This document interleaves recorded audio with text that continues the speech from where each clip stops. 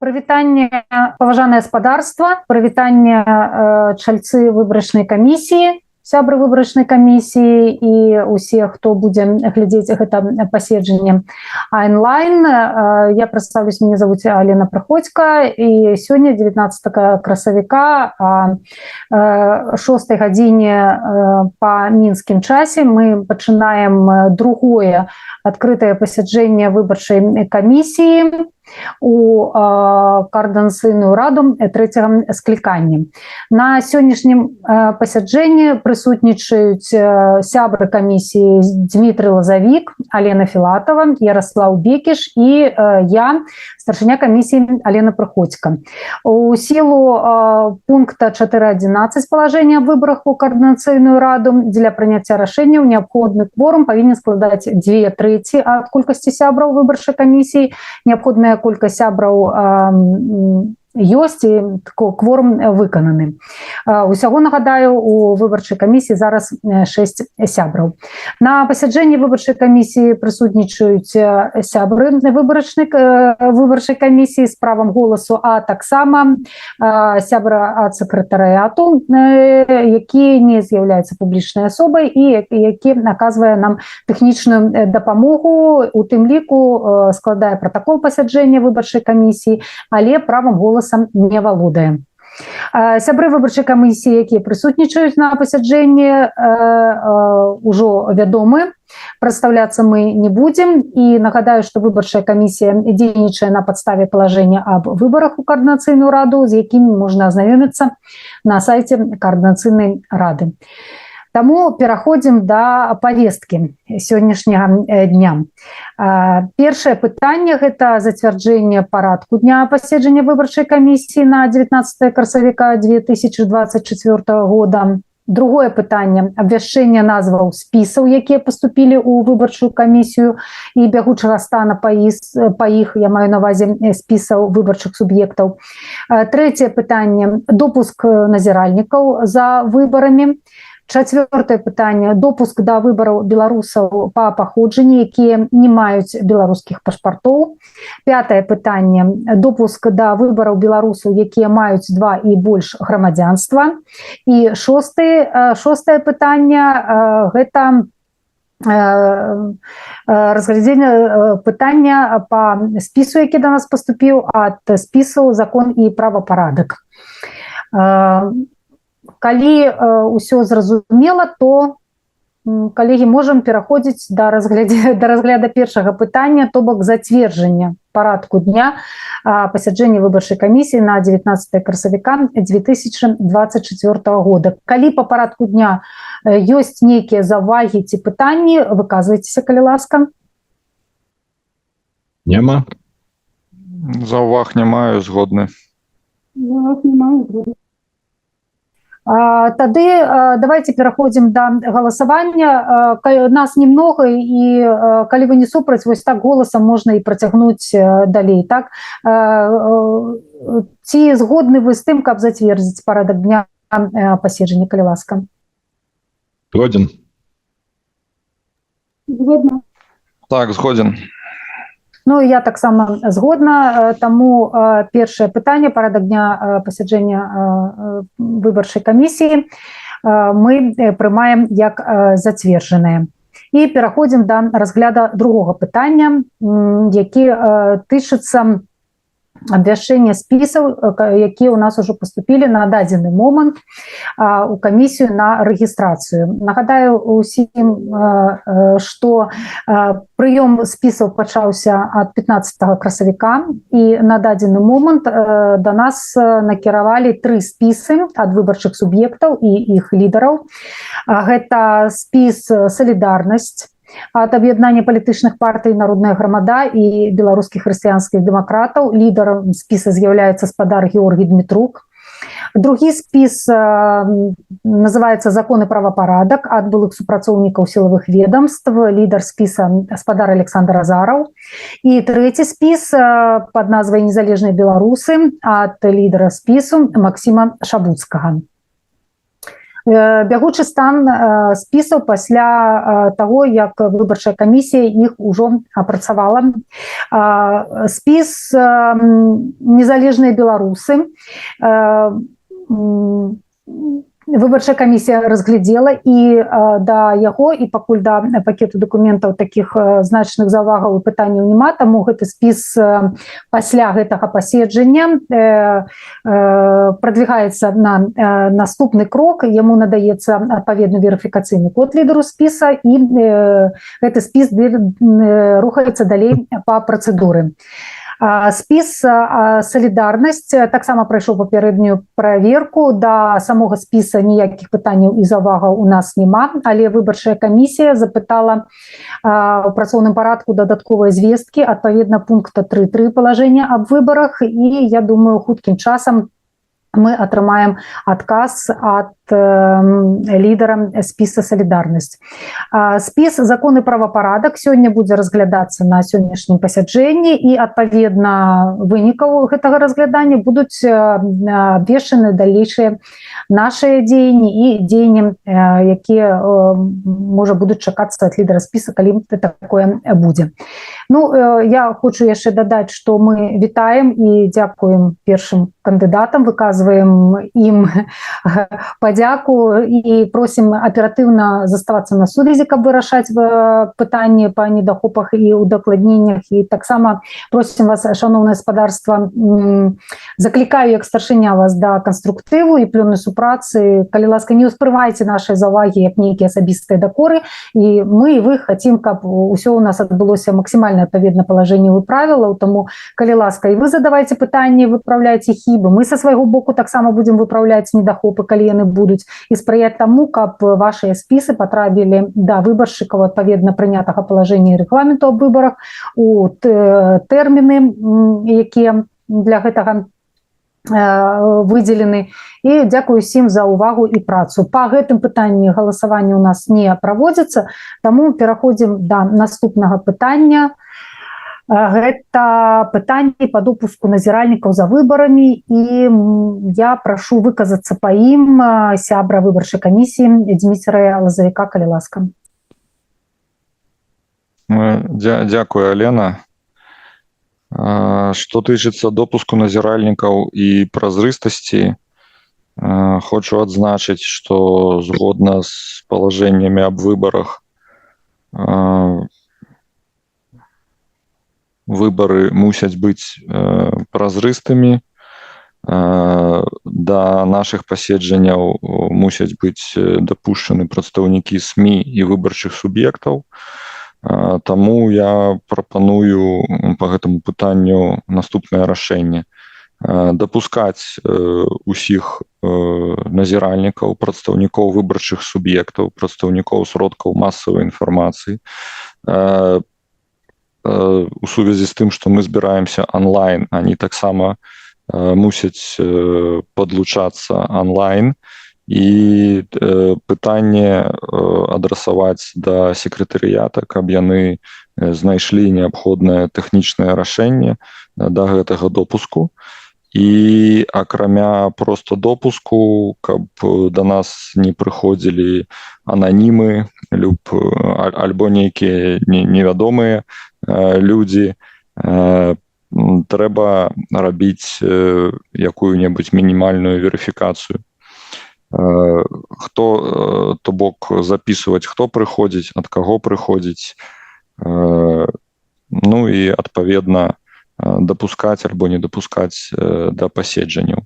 І што тычыцца назірання, выбары будуць праходзіць у электронным выглядзе, онлайн, то бок да чаго дапускаць назіральнікаў ці паказваць ім код ці якія кавалкі коду там праграмы, гэта трэба дадаткова вызначыць пасля кансультацый з тэхнічнымі спецыялістамі.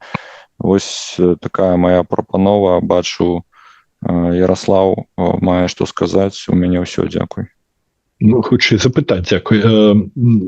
Моє пытанне будзе з двух частак. Першае, Дміцер, прапануеце дапускаць прадстаўнікоў назіральнікаў да нашых онлайн сустрэч у рэжыме там верыфікацыі. Я думаю пра акрэдытацыю.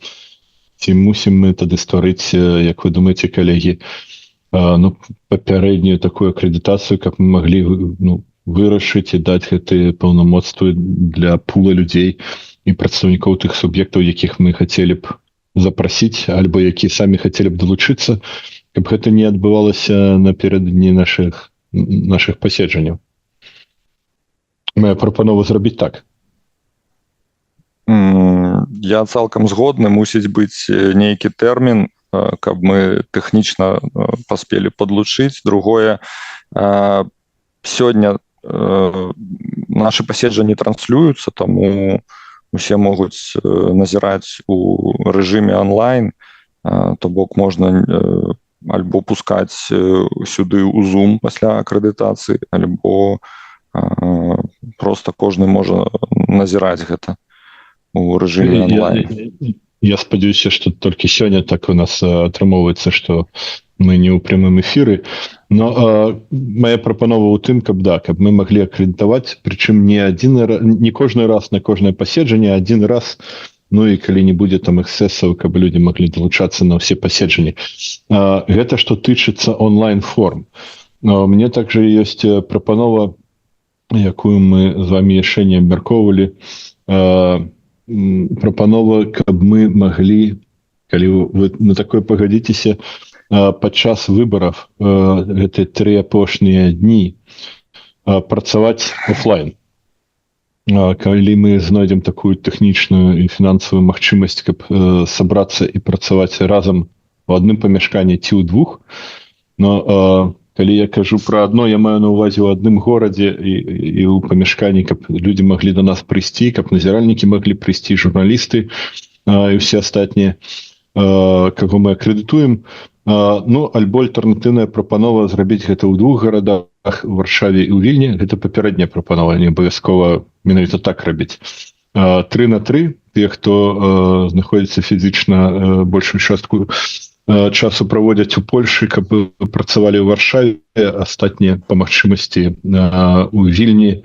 І вось на такія 3 дні, пры умовах, канешне, што першае, мы на гэта ўсе пагадзімся, па-другое, што мы зможам гэта арганізаваць, каб там гатэлі плаціць і каву, як мінімум.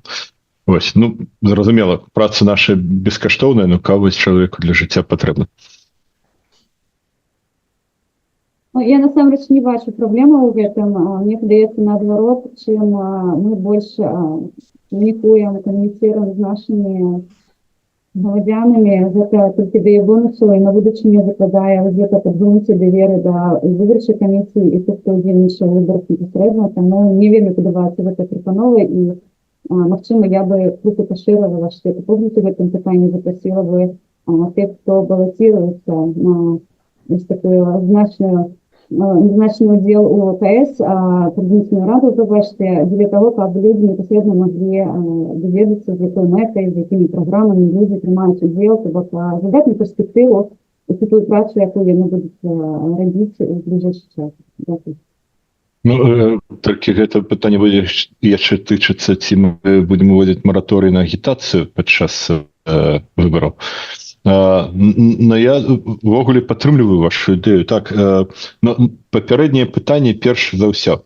Ці мы гэтага жадаем? І мы можам вырашыць гэта ў чацвярох, но нам трэба таксама пракансультавацца з тымі калегамі, якія сёння да нас не далучыліся. Па-другое, у якім выглядзе, як мы можам гэта арганізаваць? Наколькі я разумею, 3 з чальцоў камісіі знаходзяцца ў Варшаве. І было б лагічна, каб там не было ніякіх выдаткаў лішніх знайсці такое памяшканне. Я гатоў прапанаваць, мне трэба крыху пашукаць, но ёсць там прапановы з рознымі беларускімі цэнтрамі, Магуру, можа быць, які-небудзь яшчэ, каб мы маглі там працаваць. А ў Вільні трэба будзе знайсці, но я не ведаю, колькі людзей жыве ў Вільні. Я ведаю, Давайте што Алена Прыходзька... У нас ёсць магчымасць надаць памяшканне бескаштоўна, і там будзе і кава, і цёплая гарбата, і все то, што вам спадабаецца. А калі з'явіцца у кагосьці жаданне ў Вільнюсе сустрэць гэтыя дзенькі, калі ласка, звяртайцеся, мы дапаможам. Ну, сустрэць, гэта будзе праца, я маю на ўвазе, ну, працоўны дзень, некалькі. Да. Добра, тады па гэтым пытанні нам трэба будзе прыняць рашэнне. Я прапаную пакуль не прымаць, а дайсці праз яго да назіральнікаў. То бок, калі у нас атрымаецца зрабіць такі офлайн фармат, зразумела, што мы туды назіральнікаў запрашаем. Ну і ёсць яшчэ гэты лічбавы фармат, пра які Дмітрый казаў, пра тое, што мы же будзем не падлічваць галасы, а верыфікаваць тое, як гэты падлік праходзіць. І вось гэта нам трэба яшчэ будзе ўзгадніць так з платформай Новая Беларусь, як мы можам да гэтага працэсу дадаць назіральнікаў, каб гэта сапраўды было не тое, што яны чытаюць код, хаця можа і патрэбна чытаць код, но якім чынам гэта будзе найбольш слушна арганізавана. Дзякуй. Ну, давай, Зміцер, калі ласачка, потым я. Так, я прапаную ўсё ж такі па допуску назіральнікаў у лічбавым фармаце назіральнікаў, прадстаўнікоў СМІ, прадстаўнікоў выбарчых суб'ектаў. Я прапаную прынцыпова прагаласаваць за допуск у такім аб'ёме, які не будзе пагражаць бяспецы ўсіх удзельнікаў выбарчага працэсу. У максімальна поўным аб'ёме без пагрозы удзельнікам выбарчага працэсу. Калі мы нейкую частку там запусцім у офлайн фармаце, то таксама пасля акрэдытацыі мы зможам дапусціць назіральнікаў і прадстаўнікоў. Прычым я прапаную гэтую акрэдытацыю рабіць у максімальна таксама простай форме. У мяне ўсё, дзякуй. У простай і празрыстай форме. Так, відавочна.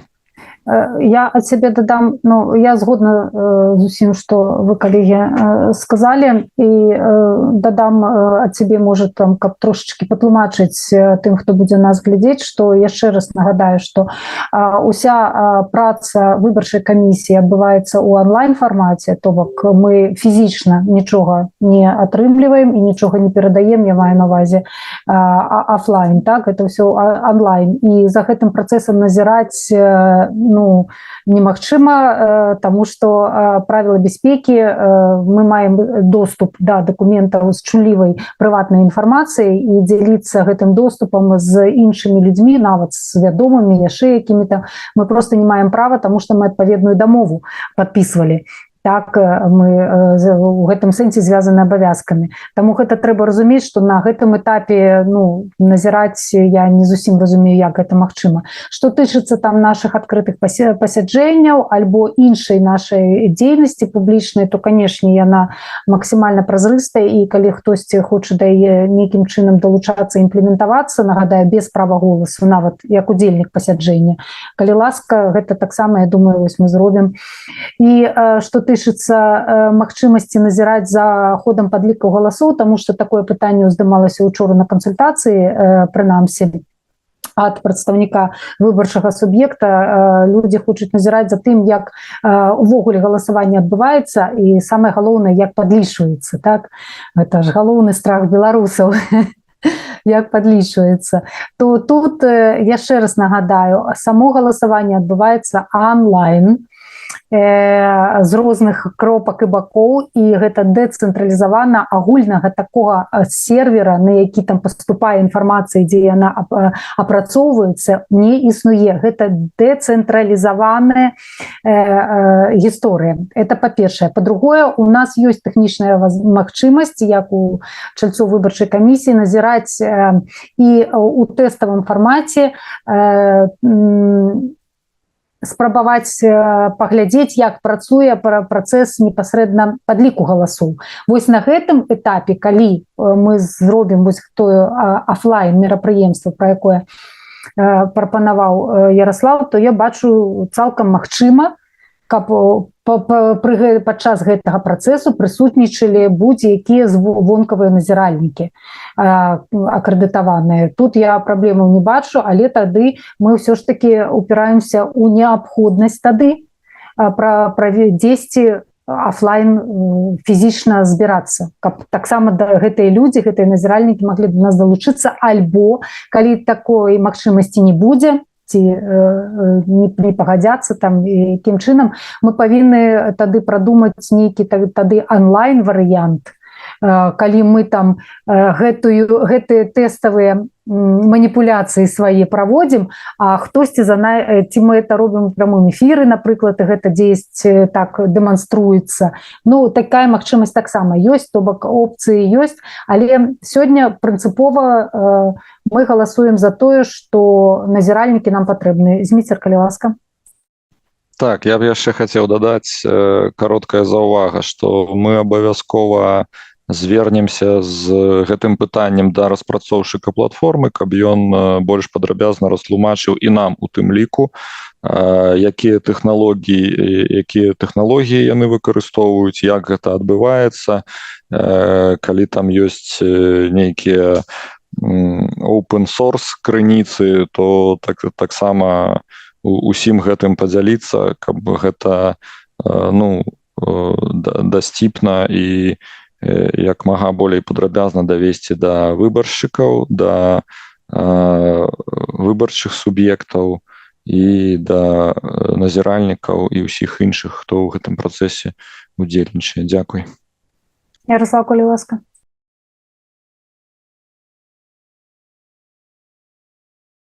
Мікрафон, Ярослав, не чутна вас. Я кажу, паважаныя калегі, нам трэба ўжо нешта як рашэнне выносіць у протакол, але все больш і больш дадаецца аспектаў. Па-першае, ўжо ж у нас былі перамовы з Паўлам Ліберам аб тым, каб ён таксама зрабіў intervention, выйшаў у публічную прастору і распавёў, каб не мы толькі гэта рабілі, а каб ён і яго калегі распавялі, як будзе працаваць гэтая сістэма, якія ёсць рызыкі, калі яны ёсць, як іх пазбегаць і хто нясе адказнасць, калі нешта пойдзе не так. І у канечным выпадку адказнасць, канешне, ляжыць на тых, хто прымае рашэнне удзельнічаць ці не удзельнічаць. Наша адказнасць у тым, каб папярэдзіць і арганізаваць папярэджанне аб тым, як гэта адбываецца, якія рызыкі ёсць. І таксама мы ўжо размаўлялі з Паўлам Ліберам аб тым, каб ён не проста растлумачыў і яшчэ раз пра тое, як працуе гэта сістэма. У нас уже ёсць базовыя тлумачэнні, але і я прапанаваў тым, каб мы маглі прапісаць тое, што па-ангельску называецца workflow, то бок працэдуру верыфікацыі, як мы будзем гэта рабіць. Таму што у нас зараз ёсць некалькі ўяўленняў, як гэта магчыма зрабіць, але пакуль яна не фармальна прысутнічае, і я прапаную гэта ўсё зацвердзіць рашэннем камісіі. І тады summary, аб чым мы тут можам зараз прагаласаваць. Прашу прабачэння, спадарання, як не па-ангельску, а па-ангельску помню, chairwoman. Могу я вам тады перадаць ужо пытанне вынесення на галасаванне. Председательница. Старшыня, так. Старшыня.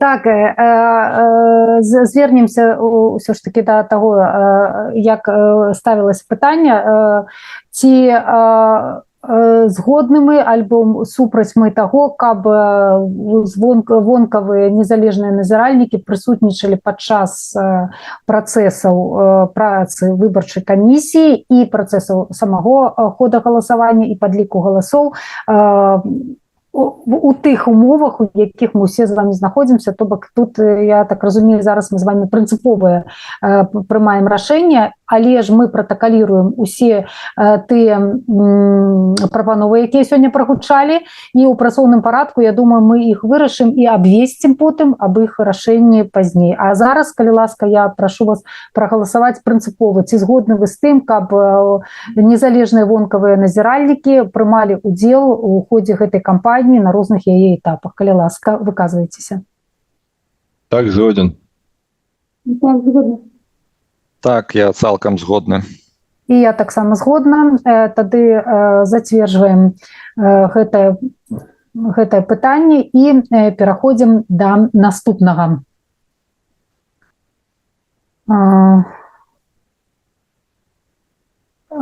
Калі ласка, наступнае пытанне у нас тычыцца допуску да выбараў у якасці выбарчых суб'ектаў, чальцоў спісаў выбарчых суб'ектаў, беларусаў па паходжанні, якія не маюць беларускіх пашпартоў у сілу розных абставінаў, але, напрыклад, маюць даведкі, якія засведчваюць асобу, там ID-карты, іншыя дакументы, ксеракопіі дакументаў, калі там зараз дакументы дзесьці на разгляданні ляжаць у адпаведных органаў, але ў которых прапісана тое, што уласніка ёсць грамадзянін Рэспублікі Беларусь. І па гэтым пытанні, калі ласка, прашу выказацца Алену Філатову.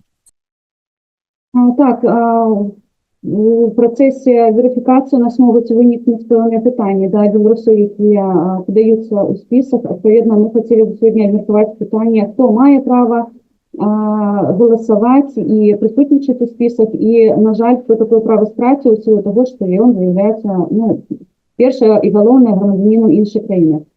Самае першае і галоўнае для нас крытэрый – гэта беларускі пашпарт, які сведчыць пра тое, што чалавек, якая асоба, якая падаецца, з'яўляецца грамадзянінам, грамадзянкай Рэспублікі Беларусь. У сілу некаторых абставінаў у замежжы можа вынікнуць пытанне, што такі дакумент знаходзіцца ў пэўных структурах і доступу да яго няма. І тут мы бярэм за базу любы дакумент, які можна засведчыць аб тым, што асоба, якая падаецца, з'яўляецца грамадзянінам у любой пасведчанні, у любой даведкі, гэта будзе указана, што грамадзянін ёсць грамадзянінам Рэспублікі Беларусь непасрэдна. У нас таксама можа вынікнуць пытанне, што грамадзянства можа асобе належыць два грамадзянства, гэта грамадзянства адной краіны і галоўнае для нас крытэр, што ёсць грамадзянства Рэспублікі Беларусь. То бок незалежна ад таго, якое грамадзянства зараз і ў якой краіне перабывае Беларусь, калі ён належыць да беларускай нацыі, мае грамадзянства Рэспублікі Беларусь, тут у нас усе пытанні здымаюцца, мы таксама яго дапускаем і ў спісах, і да галасавання. Выключэнне для нас гэта грамадзяне Рэспублікі Беларусь, якія самастойна вырашылі выйсці з грамадзянства Рэспублікі Беларусь і зараз з'яўляюцца альбо ў працэсе, альбо ўжо фактычна грамадзянамі іншай краіны. Калі яшчэ няма рашэння па грамадзянству іншай краіны, ён яшчэ дзейнічае у нас як грамадзянін Рэспублікі Беларусь. У выпадку, калі ёсць уже дакументы іншай краіны, на жаль, гэты беларус страшае права удзельнічаць у выбарчым працэсе, паколькі з'яўляецца па факце грамадзянінам іншай краіны. І таксама мы наперад яшчэ абмяркоўвалі пытанне, зараз мы ведаем, што адбываецца ў Беларусі, якія рэпрэсіі, якія страшэнныя інструменты дачынення беларусаў адбываецца. Адпаведна, калі грамадзянін Беларусі з той альбо іншай прычыны прымусова пазбаўляецца грамадзянства, мы гэта грамадзянства ўсё роўна залічваем, і калі ёсць дакумент, які сведчыць асобу, і мы можам верыфікаваць гэтую асобу як грамадзянін Рэспублікі Беларусь, ён таксама дапускаецца да выбарчага працэсу. Калегі, калі ласка, пытанне, калі я штосьці пустила, то працу не. Ярослав, калі ласка. Я больш згоден з усімі гэтымі прапановамі. У мяне толькі одно пытанне. Калі, як у мяне зараз сітуацыя, у мяне няма на руках паспарта Рэспублікі Беларусь, дакладна ён знаходзіцца ў службах краіны, у якой я знаходжуся, на час выбараў не будзе, і я таксама, я разумею гэтую праблему, таксама хацеў бы мець магчымасць удзельнічаць у выбарах таксама як і як грамадзянін. Але ў той жа час, калі мы кажам пра рознага кшталту даведкі, якія будуць да нас паступаць. Ці мы разумеем дакладна, як іх верыфікаваць як неэфектыўныя непадробкі і неэфектыўныя дакументы. Некаторыя такія дакументы, я разумею, што маюць дзяржаўную форму, іх там амаль немагчыма падрабіць, альбо гэта цалкам складана і не мае сэнсу для таго, каб удзельнічаць у выбарах. Але калі прыйдзе там папера з сіняй печаткай, якую можна раздрукаваць на прынтары, што мы будзем рабіць у такім выпадку? Ці ўжо ёсць у вас развагі на гэты конт? Ну, з досвіду свайго я ведаю, што мы кіруемся Женевскай канвенцыяй у першую чаргу. Па грамадзян, якія спрачаюцца, знаходзяцца пад пераследам або іншыя рэчы, якія спрачаюць магчымасць павярнуцца на радзіму. Адпаведна, першая і Женевская канвенцыя зацверджаныя формы, па якіх атрымліваюць дакументы. То бок, я лічу, што мы упершыню мусім кіравацца непасрэдна тымі формамі, якія зацверджаныя. Таксама мы можам абапірацца на Венецыянскую камісію, якая нам тлумачыць, хто ёсць грамадзянінам краіны. Адзінае, што дакладна зараз не скажу, ці яны зацвердзілі формы, мы прыдзелім гэтаму ўвагу. Ну і адпаведна, з нашага боку, мне падаецца, патрэбна будзе звярнуць увагу на тыя дзяржаўныя структуры, якія выдавалі гэтую паперу. І я пераканана, што на сайце кожнага з іх знаходзіцца дакумент, як ён выглядае, якія адзнакі дакумента ёсць, і мінімальна хаця б звярнуць увагу на тыя адзнакі, якія сведчаць пра дакументы. Мы будзем на гэта звяртаць увагу. Ну і я кіруюся таксама палажэннем, якое дазваляе нам дадаткова запатрабаваць дакументы для дадатковай верыфікацыі. То бок, калі вынікаюць нейкія сумневы ў подлиннасці дакумента, я лічу, што мы можам папрасіць асобу дадаткова пацвердзіць праз лісты. Гэта ўсё шырока ў доступе. Любая структура можа надаць дадзеныя пра тое, што дзейсна асоба знаходзіцца там альбо не там. Таму мне падаецца, на гэтым этапе спатыкацца не будзем. Ёсць Женевская канвенцыя, ёсць Венецыянская камісія, якая нам тлумачыць, і абапіраемся на іх у першую чаргу. Зміцер, калі ласка.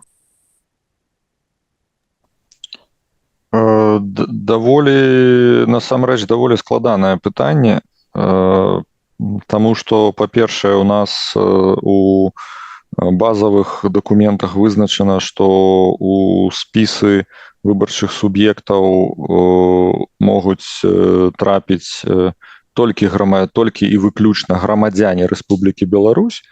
З другога боку, я на ўласным досведзе ведаю, як гэта можа быць складана, таму што праз некаторы час, цягам некаторага часу мой пашпарт беларускі таксама знаходзіўся, як і ў Ярослава, у дзяржаўным органе іншай краіны, і ўзамен гэтага пашпарту я атрымаў дакумент, дзе не было пазначана маё грамадзянства. Там толькі было напісана месца майго нараджэння.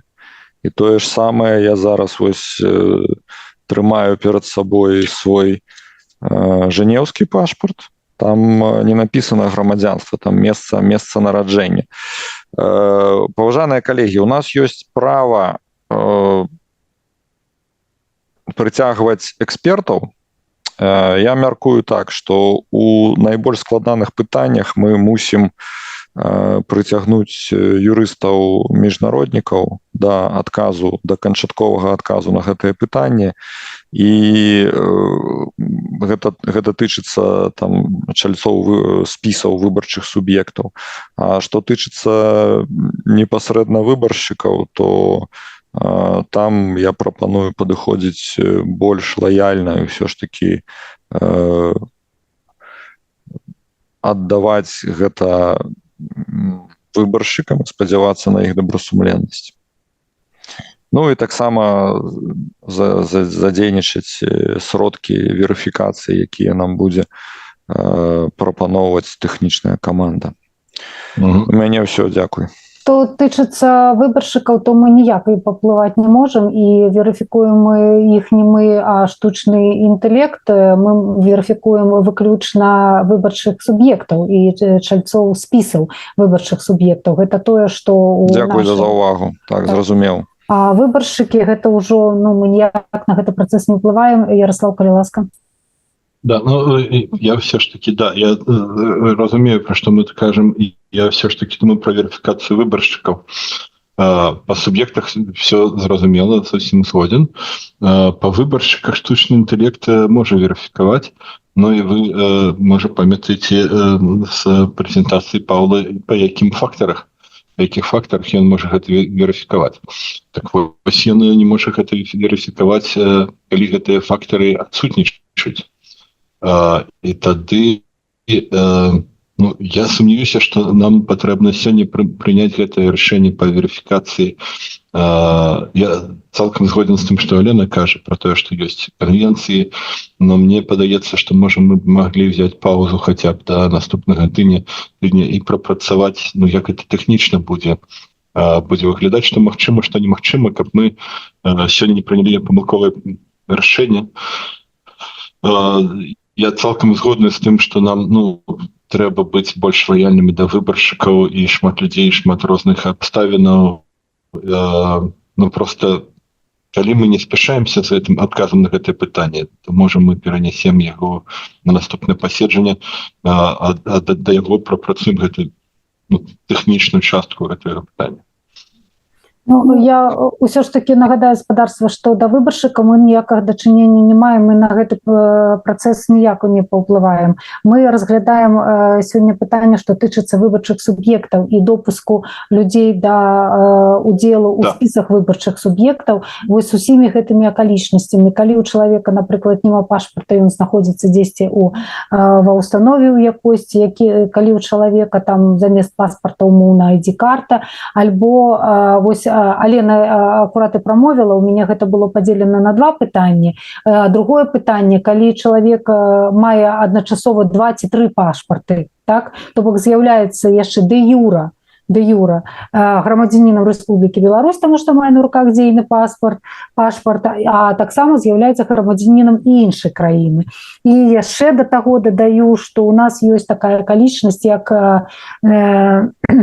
пратэрмінаваныя дакументы, калі людзі з'ехалі ў 2020 годзе і яны не адмаўляліся ад грамадзянства і не планавалі гэтага рабіць, і яны маюць на руках умоўны беларускі пашпарт, але ён пратэрмінаваны, і для гэтага мы у працоўным парадку абмяркоўвалі тэрмін 2 гады, напрыклад. Так? Вось, калі гэтае пытанне сёння мы можам разглядзець і прыняць па ім нейкае рашэнне, добра. Калі не, тады згодна, калі няма такога рашэння, калі яно не такое простае, то мае сэнс перанесці. Зміцер, калі ласка. Так, як бы такое караценькае падсумаванне.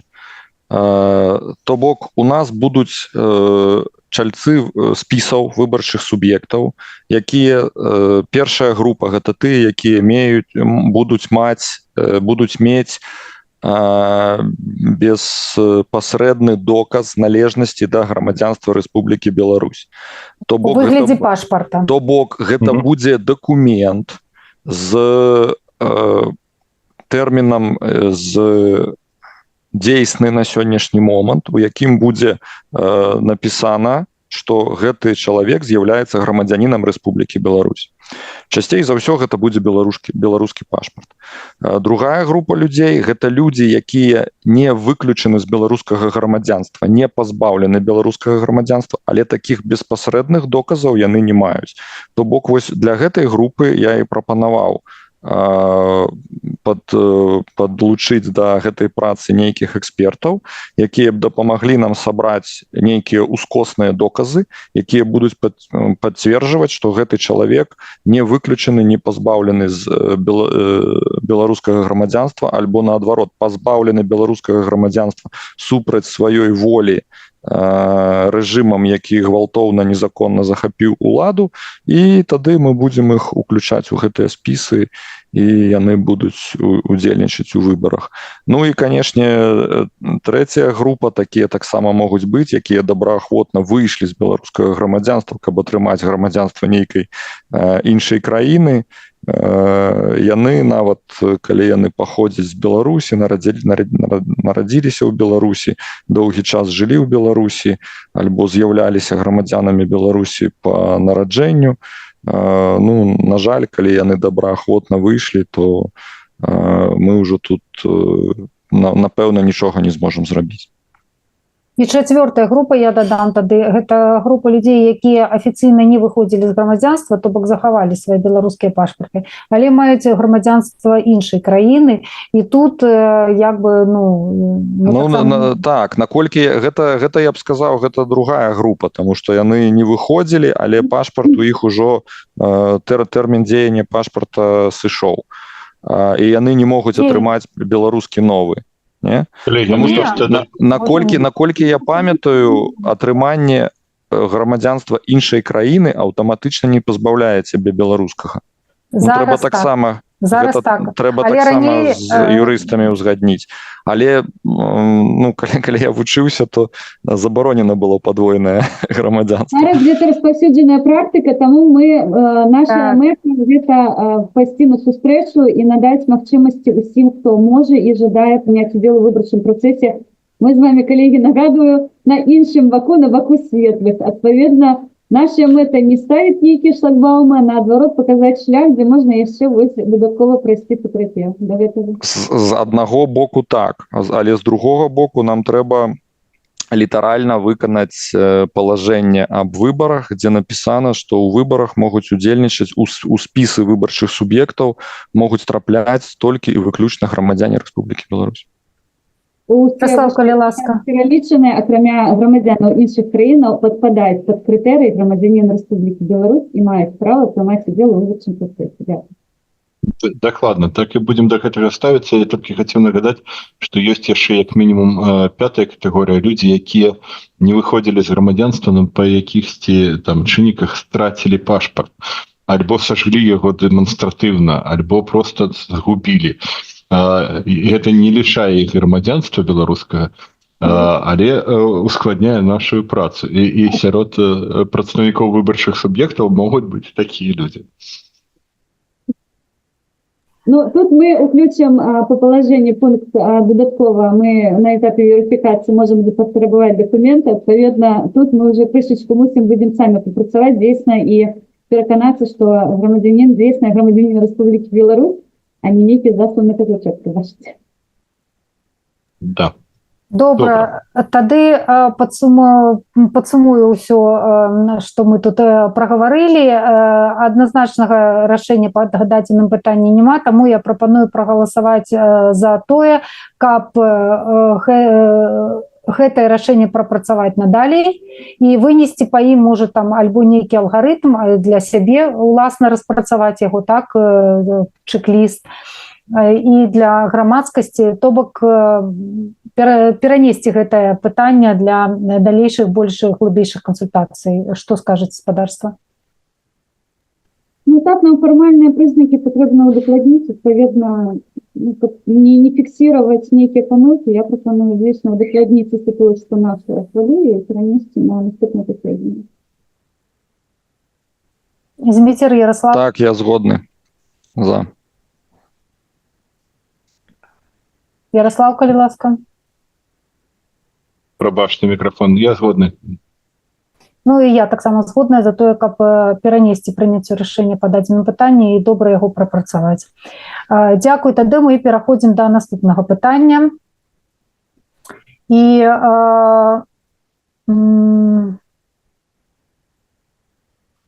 у нас пытанне па выбарчаму спісу ад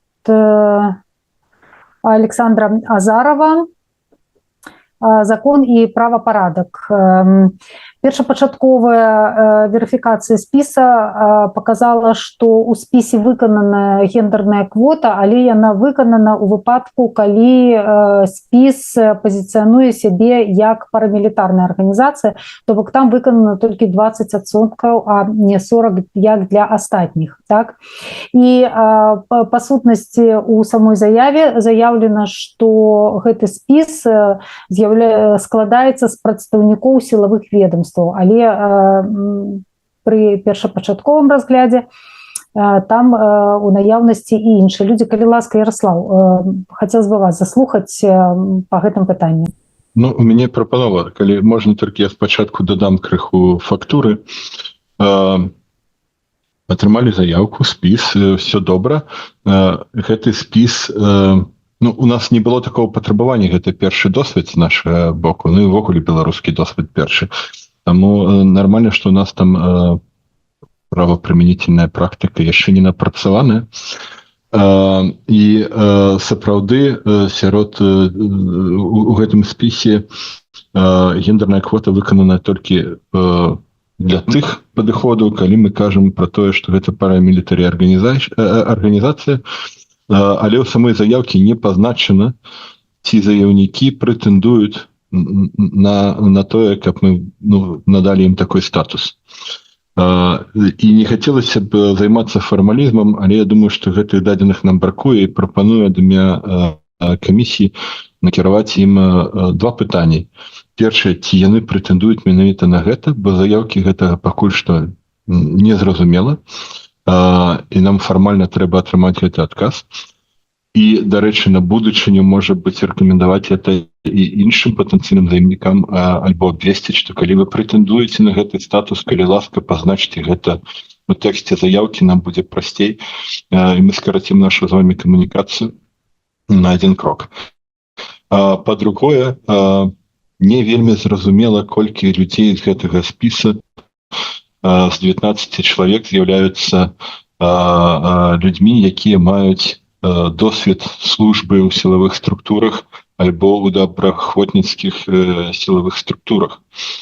Наколькі я разумею, мы можам казаць пра 3, і мы не можам гэта сказаць пра астатніх 16. Я бы папрасіў, перад тым, як будзем прымаць рашэнне, папрасіў заяўнікоў, каб яны патлумачылі, калі яны прэтэндуюць на гэты статус, чаму менавіта яны думаюць, што яны з'яўляюцца такой арганізацыяй, каб нам было прасцей прымаць рашэнне. Сёння пры тых дадзеных, што у нас ёсць, я лічу, што нам іх недастаткова, каб гэтае рашэнне прыняць збалансавана. Дзякуй, Дмітрий. Так, Дмітрий, калі ласка. Я б яшчэ, паважаныя калегі і каляжанкі хацеў бы звярнуць увагу, што ў другой палове спісу Александра Азарова гендерная квота выконваецца. То бок на другі дзясятак, там з 11 па 20 пазіцыі 4 жанчыны. Ну, яны проста маглі б іх пасунуць вышэй у спісе. Маглі бы, але гэта же не наше пытанне, як складаць. Гэта не наше пытанне. Мы можам прапанаваць шэраг опцый. У тым ліку я падтрымліваю цалкам калегу, які выступаў, што кантактная асоба ад гэтага суб'екта мусіць прадставіць доказы таго, што яны з'яўляюцца чаму яны пазіцыянуюць сябе як парамілітарную арганізацыю і ці хочуць яны скарыстацца скарочанай гэтай гендернай квотай. Дзякуй. Дзякуй. Я толькі думаю, што можа не доказы, а абгрунтаванне. Я не думаю, што тут будзе ну так, абгрунтаванне. І тады мы зможам сказаць, ці мы згодны з гэтым абгрунтаваннем ці не. У любым выпадку, як Алена сказала, наша мэта дапамагчы, а не там рабіць прапоны, але ж крытэр ёсць крытэр, і нам трэба яго выконваць. Так што можам рашыць, што мы накіроўваем да іх ліст з просьбай выканаць гэтыя 2 пункты? Так, і я хотела бы удакладніць, 20%, 40% гэта агульны спіс, і мы не можем тут дзеліць десятак першы, десятак другой, калі падаецца спіс агулам, то мы сыходзім за прапорцыі ад спісу цалкам. Альбо няхай яны не включаць ці парамілітарныя арганізацыі людзей вышэй спісам, тому што калі у нас умова 10 чалавек, это мінімум, якой можа падавацца, ад якой лічбы мы зараз мусім адштуповацца. Залежыць ад 100%, калі за 100% мы бярем базу, то там могуць вынікнуць пытанні. Я бы просто папярэдзіла, што зверніце увагу на гендерную квоту, якую у вас зараз есть, такой, скажем так, прикольный для этого, и ну, нехай там внутри своей команды, тем больше, что я так разумею, что там не все силовики, відповідно, тут так само мы будем исходить от того, что у списке по квоте мусить быть где-то парамилитарные люди, то бок не цалкам спіс, який ми можемо розглядати як парамілітарі, а іменно ті люди, які претендують на ось гэты, ну, на гэту адзнаку. То бок нехай ми просто звернуть на гэта увагу. Дякую. Ну, я яшчэ дадам і патлумачу ўсё ж таки важнае удакладненне, што ўсё ж таки мае значэнне, як людзі ў спісе распалагаюцца, таму што калі за спіс прагаласуеце, калі будзе падлічвацца ўжо непасрэдна квота на гэты спіс, так, то гэта будзе іграць вялікую ролю і вялікі сэнс. Таму звычайна мы разглядаем першыя 5 чалавек, і каб з гэтых 5 чалавек, калі 40% квота были 2 жанчыны, калі 20% квота 1 жанчына. Што тычыцца спіса закон і правапарадак, там так пагаджуся, квота 20% выканана ўжо на зараз, ўжо зараз. І калі браць агулам спіса, то ён і цягне на 40% квоту, калі іншым чынам там будуць размеркаваныя чальцы ў спісе. Але так, я пагаджуся з Ярославом, што для таго, каб нам зразумець намер спадара Александра Азарова, так, і чальцоў спіса, нам усё ж таки патрэбна ў іх запытаць на нейкія абгрунтаванні таго, калі яны лічаць сябе парамілітары, хай патлумачаць чаму, калі не, альбо так, ну, можа выпадкова выйшла ці што, тады, калі ласка, просто каб яны інакш спіс свой склалі і удакладнілі яго, то ёсць яшчэ штосьці па гэтым пытанні, хтосьці жадае выказацца? Я думаю, вы вельмі выдатна все як-то падсумавалі. Тады, калі ласка, давайте, калегі, прагаласуем за тое, каб накіраваць да лідара спісу закону правапарадак Александра Азарова запыт на дадатковую інфармацыю, на абгрунтаванне таго, ці з'яўляецца яго, ці пазіцыянуецца яго спіс як парамілітарны на падставе чаго, альбо тады хай удакладніць спіс і зменіць яго. Вось такі дадатковы запыт. Калі ласка, выказвайцеся. Я за, так. Я за. Я за. Ну, я таксама за, і тады гэтае пытанне мы лічым закрытым, і на сённяшні дзень спадарства у нас ужо пытанні скончыліся. Вось, таму я хочу падзякаваць усіх за час, за, як мне падаецца, канструктыўную размову, і абвяшчаю сённяшняе пасяджэнне выбарчай камісіі ад 19 красавіка 2024 года закрытым. Дзякую усім. Жыві Беларусь. Дзякуй. Жыві вечна. Усім дзякуй. Да пабачэння.